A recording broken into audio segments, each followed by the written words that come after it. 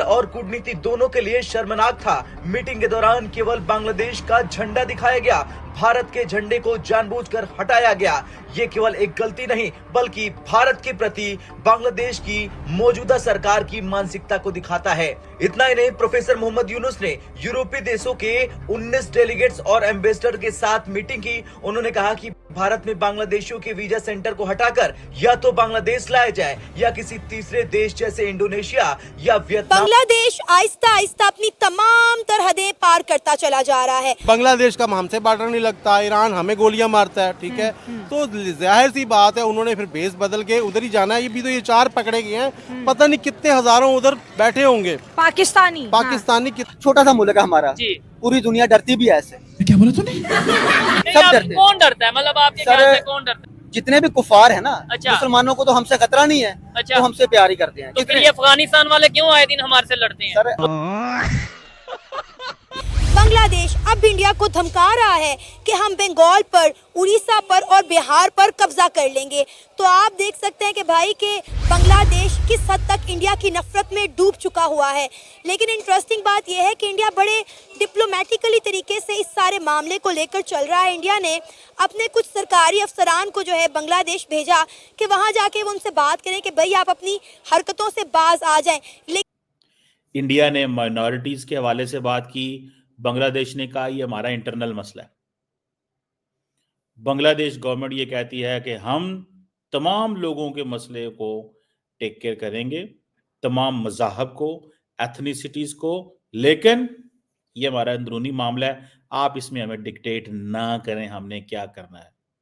पाकिस्तान का इंडिया का comparison no doubt नहीं बनता, लेकिन सवाल मेरा ये है कि आज जो बांग्लादेश और पाकिस्तान मिलके जो ये चाह रहे हैं कि भाई इंडिया के ऊपर हम बम फेंक देंगे, हम किसी को बर्बाद करने की सोचते हुए कभी कामयाब हो सकते हैं? मुझे बस इतना बताएं। नहीं सर, नहीं, आपको लगता है कि मैं किसी को बर्बाद करने का सोचूंगा और कामयाब हो जाऊंगा? सर ये आपकी सोच गलत है। अगर किसी के लिए खड्डा खोदेंगे ना, वो सबसे पहले आपको सामने आएगा। जय हिंद दोस्तों, बांग्लादेश अब अपना अति सीमा पार कर चुका है और पाकिस्तान से दोस्ती करना चाहता है ताकि वो दोनों मिलकर और इंडिया को डरा सके। हाल ही में भारत के विदेश सचिव विक्रम मिश्रा बांग्लादेश गए थे। उनका यह दौरा 9 दिसंबर 2024 के हुआ था और उनका बांग्लादेश जाने का यह उद्देश्य था कि वहाँ के हिंदुओं पर अत्याचार रोका जाए और अहिंसाबाजी पूरा कम कर दिया जाए और हिंदुओं को भी सिक्योरिटी दिया जाए। लेकिन बांग्लादेश अब अपना औकात भूल गया है और इंडिया को बार बार धमकी दे रहा है कि हम बिहार और झारखंड को भी कब्जा कर लेंगे। दोस्तों, भारत के पीएम श्री नरेंद्र मोदी यह इसलिए चुप है कि यह किसी से जल्दी उलझते नहीं है। फिर भी बांग्लादेश अगर अपने हरकतें से बाहर नहीं आता है तो उसके भाषा में जवाब दिया जाएगा। तो चलिए देखते हैं कि इसके बारे में पाकिस्तानी पब्लिक क्या कुछ बोल रहे हैं। बने रहिए वीडियो के अंत तक।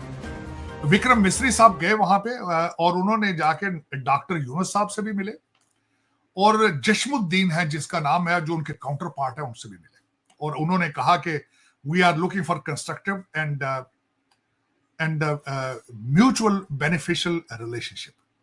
दूसरा उन्होंने बयान दिया है कि माइनॉरिटीज के हालात उन पे तवज्जो दी जाए, हिंदुओं के ऊपर जो अटैक हो रहे हैं उस पर दिया जाए।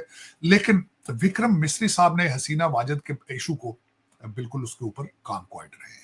दूसरी तरफ से बात होती रही है हसीना वाजिद के हवाले से, बल्कि वो उन्होंने वोकल इस पे जाके उन्होंने बात की। लेकिन अब मैं थोड़ा सा देखने वालों को बांग्लादेश के हालात से कि इसके माजी पे भी बताना चाहूंगा कि हालात कैसे रहे। दो तो चीजें खैर वही हैं जो रिसेंटली पाकिस्तान पे उन्होंने वीजा के लिए जो एनओसी मांगा करते थे वो एनओसी को उन्होंने रिलैक्स कर दिया है कि एनओसी नहीं चाहिए पाकिस्तानी आने वालों को, वीजा रिलैक्स किया है उन्होंने। और यही चीजें वो अब भारत का वीजा वो टफ कर देंगे। पुराना प्यार जाग चुका है वहां पे। ये तो कल की बात गुजर गई, लेकिन अभी फिलहाल यही अभी मुद्दा जो चल रहा है ये तो ठीक है, उन्होंने अपनी अगर बॉर्डर के करीब लगाए उनको भी मैं ये समझ रहा हूँ बांग्लादेश अब जानबूझ के वो हरकत कर रहा है। उनके एक सेक्रेटरी है रिजवी, वो अब इंडिया को ये स्टेटमेंट दे रहे हैं कि भाई हमें बंगाल, हमें बिहार और हमें उड़ीसा वापस किया जाए। किस तरह जाहिलाना बात कर रहा है उनका ये बंदा कि आपसे जो मुल्क है वो तो पहले संभाला नहीं जा रहा, उस पर इतनी ज्यादा आपके लिए प्रॉब्लम क्रिएट हो रही है। आपकी अपनी हुकूमत का कोई नामो निशान नहीं है, कोई वजूद नहीं है, कोई इकॉनमी पे नहीं है। ऊपर से एक अगर बांग्लादेश इंडिया को फाइनल में हरा दिया है तो उनके यंगस्टर के काम आप देखें, मतलब किस तरह वो रिएक्ट कर रहे हैं इंडियन टीम के साथ। मतलब बिल्कुल ही वो इस तरह हो गए जैसे उनके जानी दुश्मन है, जिनसे लेके खाते रहे उनको इतनी लंबी चौड़ी आंखें दिखाने की जरूरत क्या पड़ गई, जो आपको 1971 से लेके आज तक पार रहा है, से 4 महीने पहले तक। और अभी भी कहीं ना कहीं इंडिया नहीं इनके साथ चाहता कि हम कोई लड़ाई में आए, हम टेबल टॉक पे। अगर इंडिया लड़ाई करना चाह रहा तो कब से इनको रिएक्शन आ जाना था इंडिया का। लेकिन इंडिया की जो हुकूमत बैठी हुई है इस वक्त, नरेंद्र मोदी, डॉक्टर जयशंकर, उनके वजीर दिफा अभिजीत बैठे, मेरा ख्याल आई थिंक उनका नाम है, तो वो सब इस चीज को सोच रहे हैं अगर हम बांग्लादेश को कोई नुकसान पहुंचाते तो सबसे बड़े हमारे अपने ग्रुप को, हमारे अपने बिजनेसमैनों को होगा नुकसान। क्योंकि अडानी देख लें, कम से कम $854 बिलियन सिर्फ बिजली की मद में लेने हैं। बिल्कुल सही है। और फिर जो उनके उधर वहां पर काम हो रहे, जो इंडस्ट्रियल एरिया लगा है, जो वहाँ मतलब बिल्कुल ही बेवकूफों वाला काम, जाहिलानों वाला काम। यानी कि एक तो है गलती हो गई आपसे, अब गलती के ऊपर अगर गलती करें तो वो गलती नहीं होती, वो गलतान होता है। अब बांग्लादेश वो भी करने जा रहा है। यानी कि पहले आपने शेख हसीना वाजिद को निकाला, वो इंडिया जाके उन्होंने पनाह ली, आपने इंडिया के खिलाफ, भाई इंडिया हमारे मामलात के अंदर आ रहा है, तो भाई बेवकूफ हो, भिखारियों, आपको पहले नहीं पता था कि इंडिया आपके मामलात के अंदर आ रहा है। इंडिया तो बड़ी सपोर्ट चाहिए थी इंडिया की सपोर्ट की वजह से तो यहाँ पर आए हैं। इंडियन मीडिया बिल्कुल ठीक कहता है कि हमारी आर्मी ने, हमारी पब्लिक ने, हमारी एयरफोर्स ने, हमारी नेवी ने बांग्लादेश को बनाया और ये कौम एहसान फरामोश है। पहले उन्होंने पाकिस्तान के साथ गद्दारी की, अब ये इंडिया के साथ गद्दारी कर रहे हैं। तो ये शायद अभी टाइम लगेगा, अभी टाइम लगेगा। ये ऐसे चीजें नहीं है ओवरनाइट टक टक टक करके नहीं होने वाली, मुश्किल पैदा होगी। समझ रहे हैं आप बात, मुश्किल पैदा हो। और